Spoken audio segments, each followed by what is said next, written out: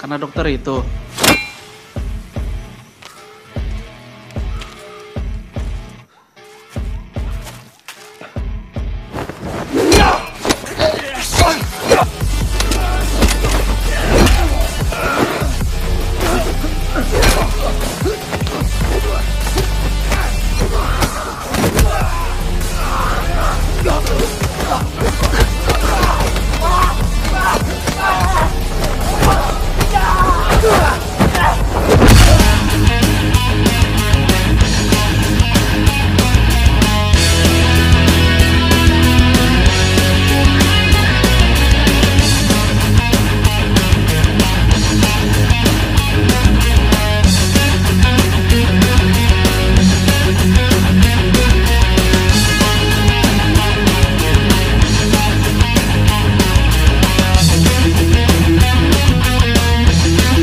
Mari kita nobar dan inilah Headshot.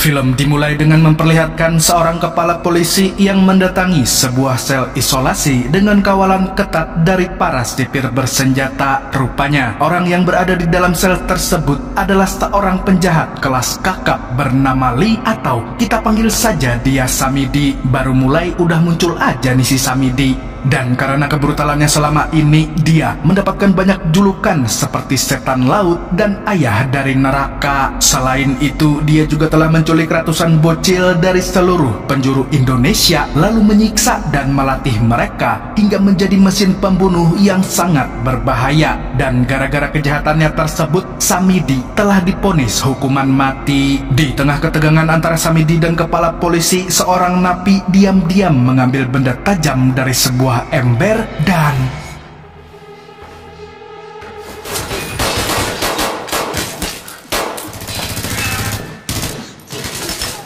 tidak disangka-sangka, ternyata semua ini adalah rencana Samidi. Dan tanpa membuang waktu lagi, dia pun merebut pistol milik si kepala polisi, lalu keluar dari sel dan langsung membunuhnya. Saat itu juga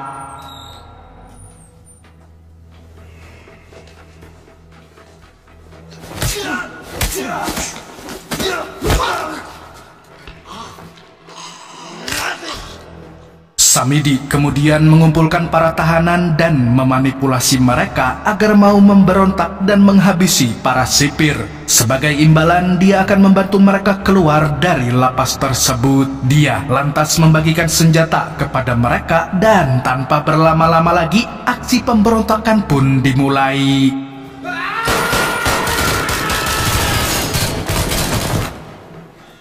Ternyata Samidi hanya menggunakan para napi sebagai tameng supaya dia bisa keluar sendirian. Setelah itu dia mendekati seorang sipir yang masih sekarat dan menghabisinya tanpa ragu. Berpindah ke tempat lain, seorang nelayan bernama Romli sedang menikmati suasana pantai di depan rumahnya. Tidak lama kemudian, dia melihat jaring ikan yang berada di dekat perahunya. Tapi saat ditarik, ternyata ada seorang pria di dalam jaring tersebut. Sontak Pak Romli pun segera membawanya ke rumah sakit terdekat. 2 bulan kemudian, kita diperlihatkan dengan seorang dokter cantik bernama Aileen yang sedang bertugas di salah satu rumah sakit kecil di Batam hingga membuat saya pengen dirawat di sana. Dan kebetulan saat ini dia ditugaskan untuk merawat pria misterius yang ditemukan oleh Pak Romli. Di sini, pria itu terlihat masih koma dengan sebuah luka tembak di kepalanya. Sayangnya, sampai saat ini Aileen belum mengetahui identitasnya. Bahkan, pria ini sama sekali tidak terdaftar di Jogcapil. Oleh karena itu, Aileen pun memutuskan untuk memberinya nama Ismail. Cocok kok. Setelah memberi nama, Aileen menyempatkan diri untuk tidur di sofa sembari menunggu Ismail sadar dari koma. Sementara itu, detak jantung Ismail terlihat meningkat karena dia mengalami mimpi buruk. Dan pada akhirnya, pria misterius itu pun terbangun.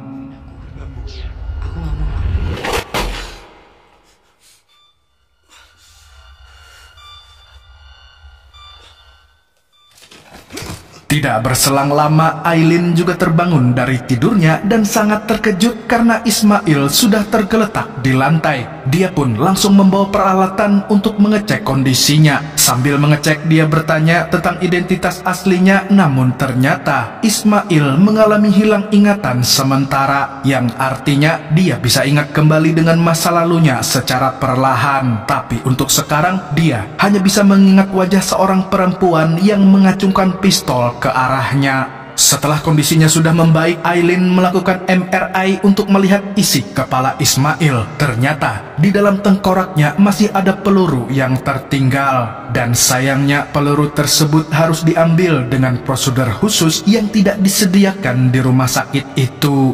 Beberapa hari kemudian, Aileen mengantarkannya ke rumah Pak Romli dengan harapan ingatan Ismail bisa pulih sedikit demi sedikit. Ismail pun berterima kasih karena Aileen telah bekerja keras untuk membantunya. Namun, dokter muda itu menyuruh Ismail untuk berterima kasih pada Pak Romli saja, sebab tanpa beliau Ismail mungkin sudah tewas saat ini. Kalau mau berterima kasih, mulai dari dia dulu.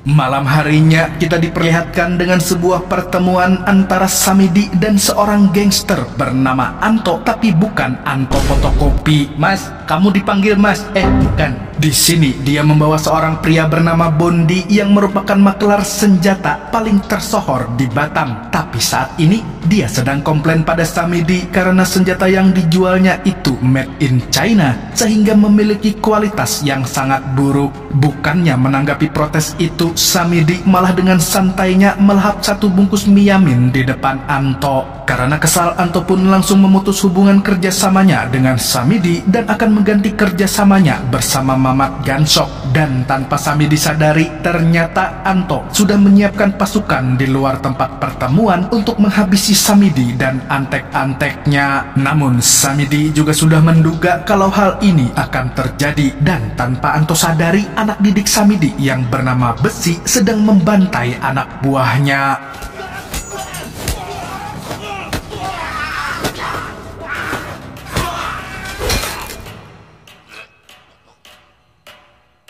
Sementara itu di tempat pertemuan, Samidi mengerahkan salah satu anak didik terbaiknya yang bernama Rika untuk melibas semua anak buah Anto yang ada di dalam.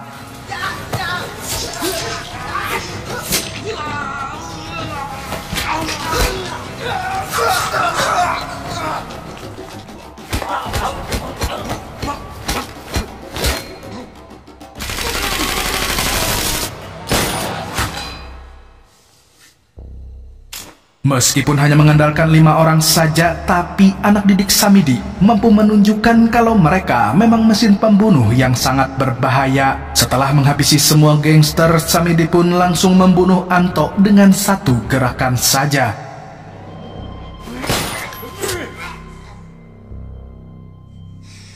Melihat itu, Bondi pun kena mental dan tidak tahu harus berbuat apa. Lalu ketika Samidi hendak membunuhnya, Bondi tiba-tiba memberikan informasi tentang pria misterius yang ditemukan di pinggir pantai. Mendengar informasi tersebut, Samidi pun mengurungkan niat untuk membunuh Bondi. Dan di sini terungkap kalau Ismail adalah anak didiknya yang paling kuat dan brutal. Namun pada suatu hari dia memberontak sehingga Samidi pun terpaksa menembaknya dan membuangnya ke laut. Tapi ternyata tubuh Ismail terlalu kuat untuk mati dengan cara semudah itu.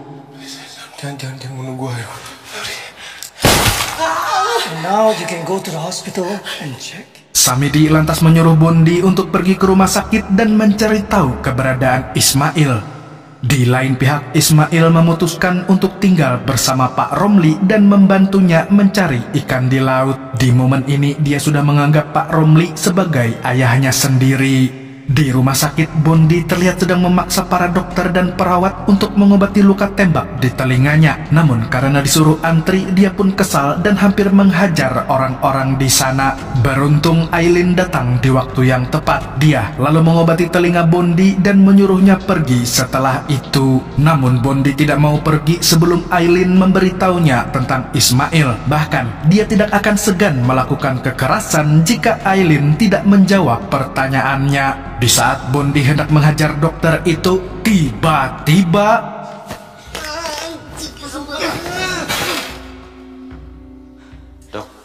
Tidak terima dengan kekalahannya, Bondi langsung mengambil sebuah botol lalu memukul kepala Ismail. Seketika Ismail pun hilang kendali dan menggilas sejadi-jadinya.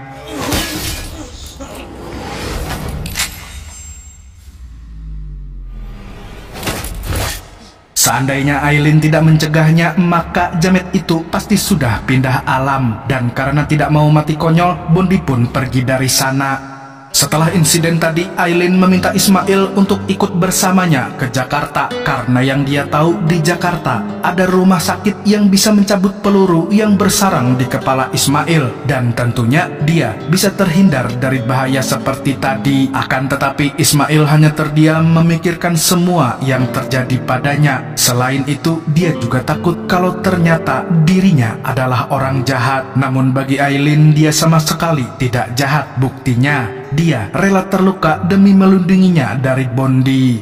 Sebelum pulang ke tempat masing-masing, Aileen memberikan sebuah handphone sehingga Ismail bisa menghubunginya jika butuh bantuan. Di momen ini, baik Ismail maupun Aileen mulai saling suka satu sama lain walaupun tidak tahu bagaimana cara mengungkapkannya. Saya jadi cemburu nih. Kamu udah gak bisa ngecek gratis lagi deh. Udah, tenang aja. Keesokan harinya, Ismail tiba-tiba teringat dengan masa lalunya yang sangat kelam. Di sini, dia mengingat dirinya saat masih bocil dilatih bertarung oleh Samidi bersama anak-anak kecil lainnya. Tidak berselang lama, lamunannya pun buyar setelah disadarkan oleh Aileen. Rupanya, dia sedang menunggu bus di sebuah halte karena dokter ini akan pulang ke Jakarta untuk sementara waktu. Di seberang jalan ternyata Bondi dan dua anak didik Samidi sedang mengawasinya. Tapi tanpa mereka sadari, Ismail telah mengetahui gerak-gerik mereka. Setelahnya, dia dan Pak Romli langsung bergegas pulang. Di tengah perjalanan, Aileen memandangi fotonya bersama Ismail dan Pak Romli. Namun bis mendadak berhenti karena dihadang oleh mobil milik anak asuh Samidi. Tanpa basa-basi, anak asuh Samidi langsung menembak mati sopirnya lalu masuk ke dalam bus sambil menanyakan keberadaan Abdi yang ternyata adalah nama asli Ismail. Dengan ketakutan, Aileen yang sedang bersembunyi pun segera menelpon Ismail. Sementara itu, anak asuh Samidi pun dengan kejamnya menembaki semua penumpang.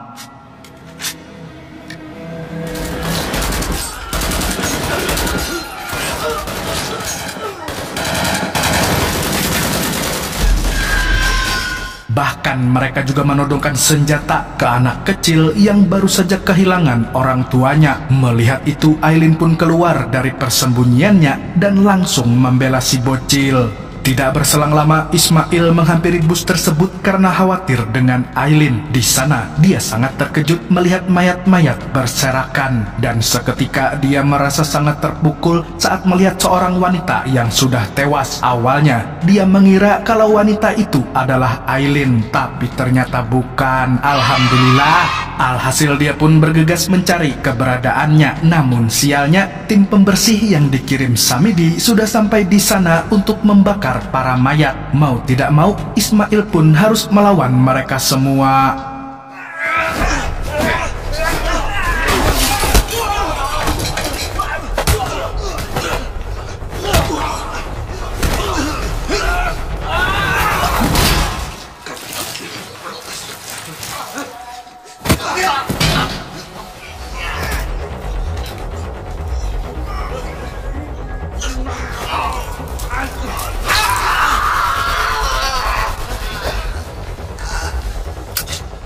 Meski berhasil membunuh mereka, ternyata masih ada jamet yang berada di luar bus. Orang itu lalu melemparkan bom molotov ke arah Ismail dan menguncinya dari luar.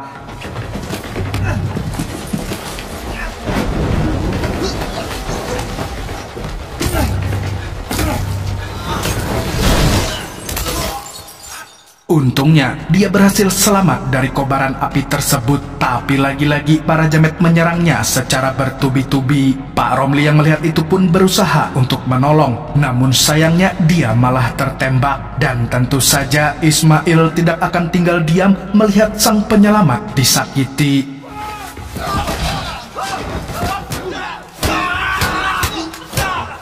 Naasnya, meski berhasil menghabisi semua pembunuh, dia tidak mampu menyelamatkan nyawa Pak Romli. Ismail pun hanya bisa meratapi kematiannya dengan penuh penyesalan. Lalu di saat ia sedang menangis, seorang polisi datang dan langsung memukulnya. Di sisi lain, Aileen dan anak kecil dari bus sudah berada di bunker milik Samidi. Di sana, Bondi terus mengoceh hingga mengganggu anak asuh Samidi. Dan karena sudah muak, salah satu dari mereka pun langsung menghabisinya.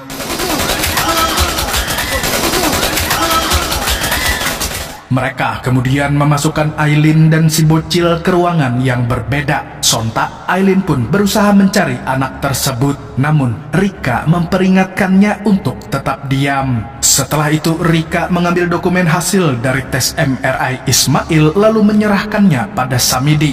Melihat semua dokumen tersebut, dia pun mengerahkan anak-anaknya untuk segera menemukan Ismail. Di waktu yang bersamaan, Ismail sedang diinterogasi oleh seorang polisi dengan kondisi tangan diborgol. Di tempat ini, sang polisi menceritakan masa lalu Samidi yang sering melakukan pembantaian di tepi pantai. Dan itulah kenapa dia dijuluki sebagai setan laut dan memiliki kodam Nyi Roro Kidul. Selain membantai, dia juga menculik anak-anak mulai dari usia 6 tahun hingga 12 tahun. Kemudian, dia melatih mereka dan mencuci otak mereka agar setia kepadanya sampai mati. Tapi dia tidak menyangka Ismail yang merupakan anak kepercayaannya justru memberontak. Lalu 2 bulan yang lalu, Samidi sengaja menyerahkan diri pada polisi untuk mencari sosok Ismail. Dia mengira anak asuhnya itu diselamatkan oleh orang lain dan diserahkan ke polisi. Namun ternyata Pak Romli yang baik hati memilih untuk membawanya ke rumah sakit. Mendengar cerita itu, ingatan Ismail pun mulai pulih secara perlahan. Tidak berselang lama, listrik di penjara tiba-tiba padam. Tapi saat si polisi hendak mengeceknya, tiba-tiba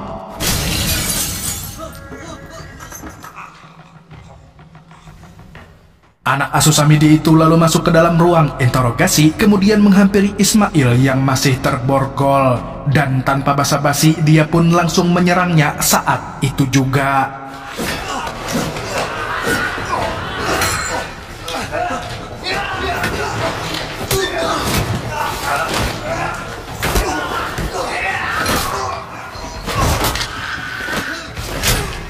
Di sini, otot-otot kebrutalan Ismail mulai kembali ke semula, yang bahkan membuat dirinya sendiri terkejoet. Dia tidak mengira kalau tubuhnya sekuat itu. Namun saat dia hendak keluar dari sana, anak asuh Samidi yang lain tiba-tiba melemparkan granat. Tidak tinggal diam, Ismail pun melompat dari jendela dan menembaki mereka semua. Sialnya, masih ada 2 anak buah Samidi yang tersisa dan mereka membawa senapan laras panjang. Jadi mau tidak mau, dia harus melewati mereka terlebih dahulu. Tadi anak didik, ini anak asuh, ini anak buah. Yang bener yang mana?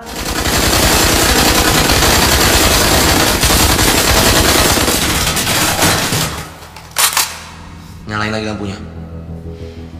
Abdi.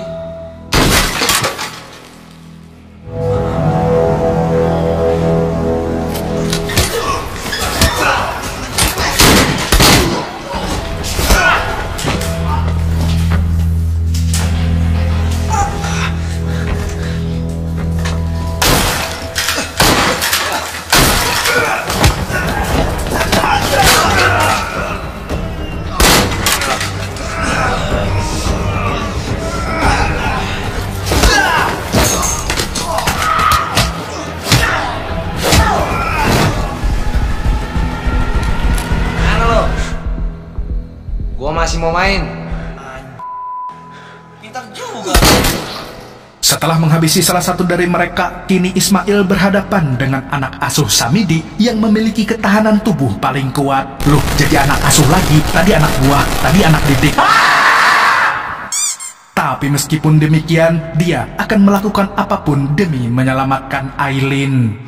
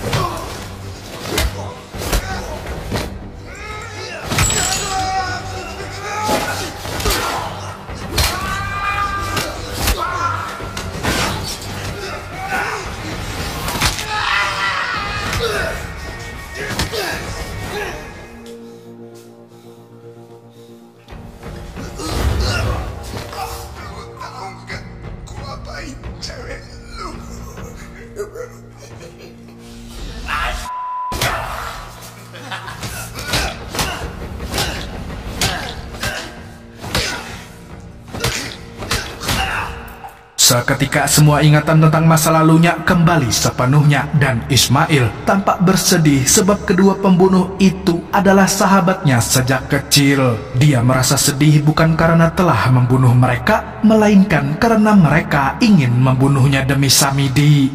Di sisi lain, Samidi menemui Aileen sambil membawa anak kecil yang disekapnya. Dia lantas memberitahu bahwa nama asli Ismail adalah Abdi, yang berarti dia seharusnya menjadi anak yang paling mengabdi dan paling setia kepadanya. Tapi ternyata dia justru menjadi orang pertama yang memberontak. Jika tahu akan seperti ini jadinya, mendingan dulu Abdi diberi nama Umur aja, karena yang namanya Umur pasti nggak ada yang tahu. Setelahnya, dia menghubungi Ismail lewat ponsel milik salah satu anaknya. Kemudian, dia mengirimkan lokasi bunker sambil mencekik Aileen agar Ismail merasa terancam.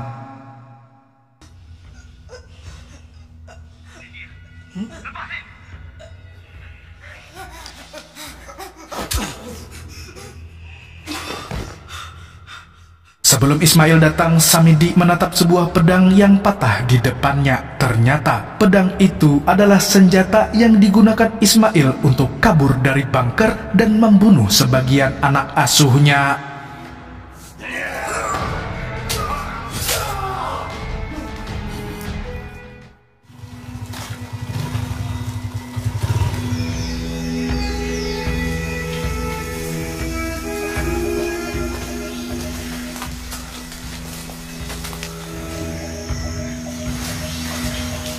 Tak lama kemudian, Ismail akhirnya sampai di sebuah sumur yang mengingatkannya ke masa kecilnya, di mana saat itu dia dimasukkan ke sumur tersebut bersama anak-anak lain, lalu dipaksa Samidi untuk saling membunuh.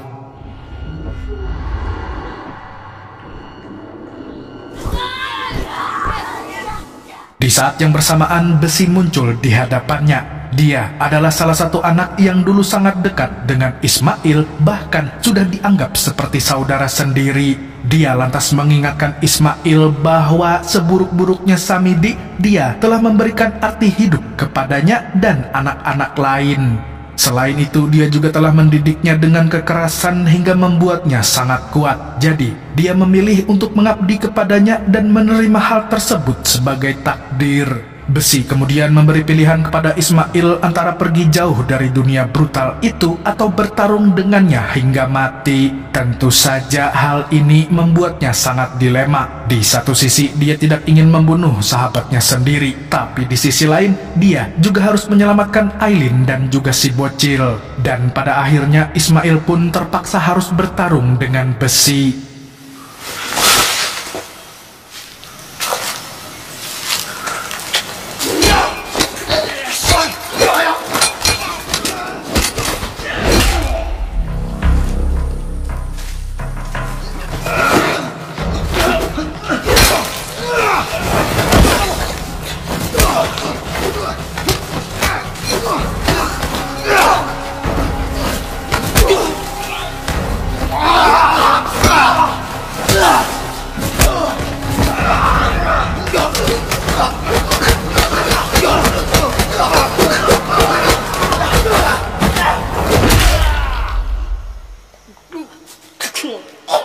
Meskipun sempat unggul, namun Besi tidak mampu menghalau pukulan maut dari Ismail yang membuat tubuhnya terluka parah. Dia lalu berjalan menuju pantai untuk mati dengan damai. Dan saat Ismail menyusul, Besi sudah tidak bernyawa lagi. Sontak Ismail pun meminta maaf karena harus bertindak sejauh itu.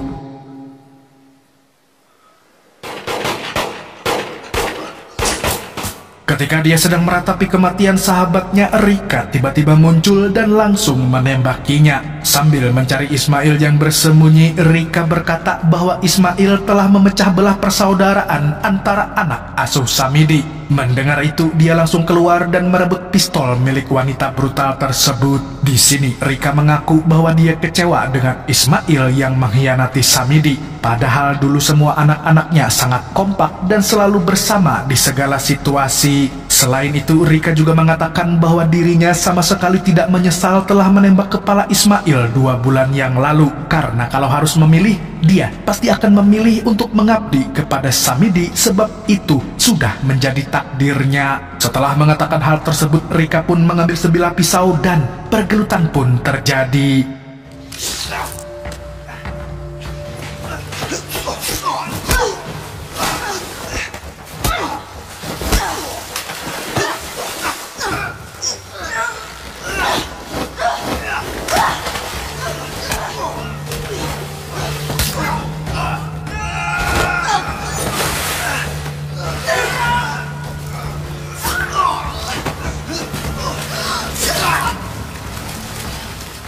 Sebenarnya, Ismail tidak ingin bertarung dengan Rika yang juga sangat dekat dengannya. Tapi apa boleh buat, wanita ini lebih memilih Samidi daripada jalan yang benar.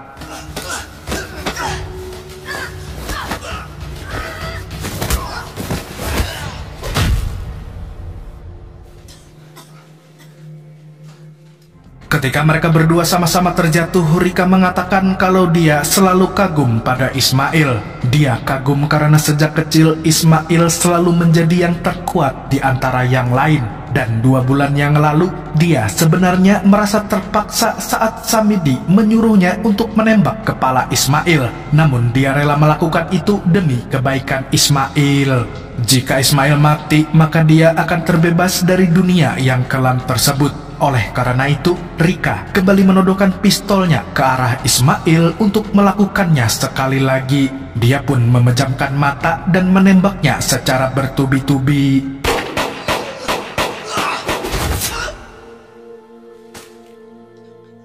Naasnya, Rika tertusuk pisau karena refleks dari Ismail.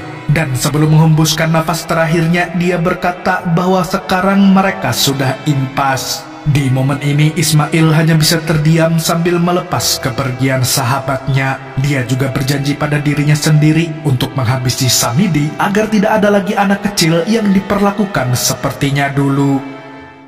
Sementara itu di dalam bunker, Aileen didatangi oleh seorang penjaga bayaran Samidi. Di sini si Jamet berusaha memperkaosnya, tapi untungnya dia dan si bocil mampu melawan orang tersebut.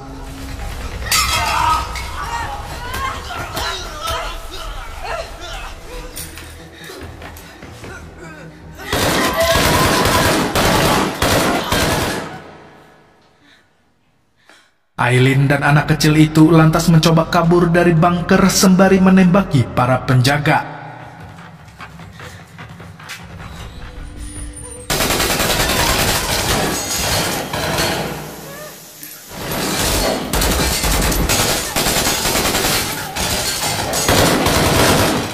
Hanya saja dia tidak bisa keluar karena masih ada banyak penjaga, sedangkan pelurunya sudah habis. Ketika sampai di lorong, dia terjebak karena pelurunya sudah habis. Ia tahu sudah habis, tadi udah ngomong. Beruntung, Ismail datang di waktu yang tepat.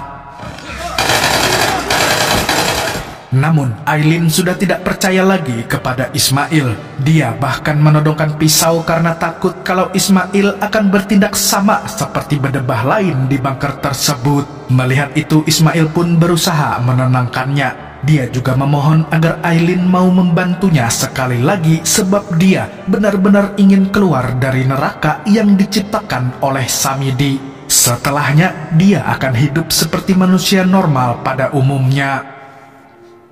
Selamatin aku sekali lagi.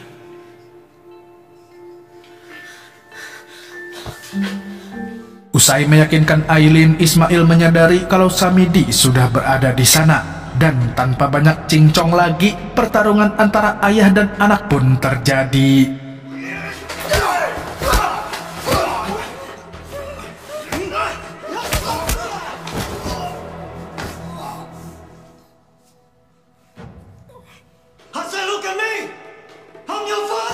Samidi lantas mengatakan bahwa dia sangat kecewa kepada Ismail yang telah membunuh saudara-saudaranya sendiri. Akan tetapi Ismail tidak termakan oleh perkataan tersebut. Dia tahu kalau Samidi sedang berusaha untuk membuatnya merasa bersalah dan mau mengabdi lagi kepadanya. Karena sudah tidak bisa dibujuk, Samidi pun akhirnya mengerahkan seluruh tenaganya untuk menghabisi Ismail.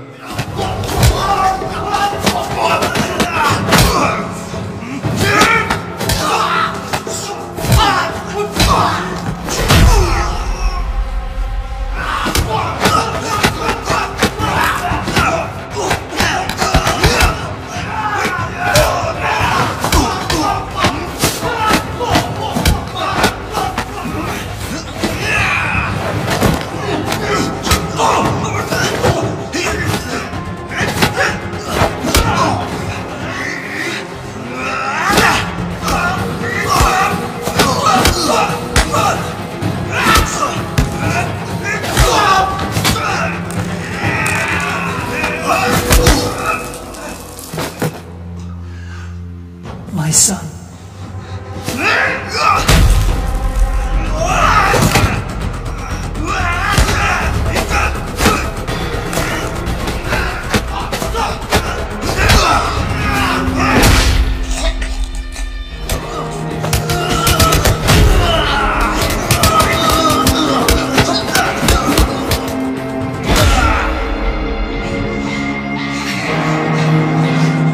Samidi yang sudah tidak sanggup melawan pun langsung kabur dari bunker. Tentu saja Ismail tidak akan membiarkannya lepas dan membantai orang-orang lagi.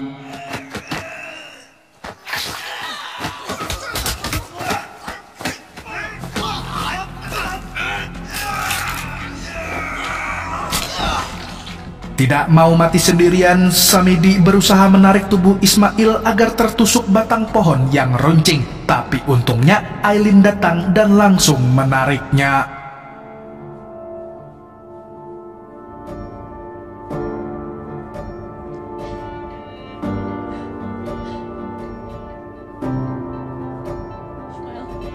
Lihat aku terus.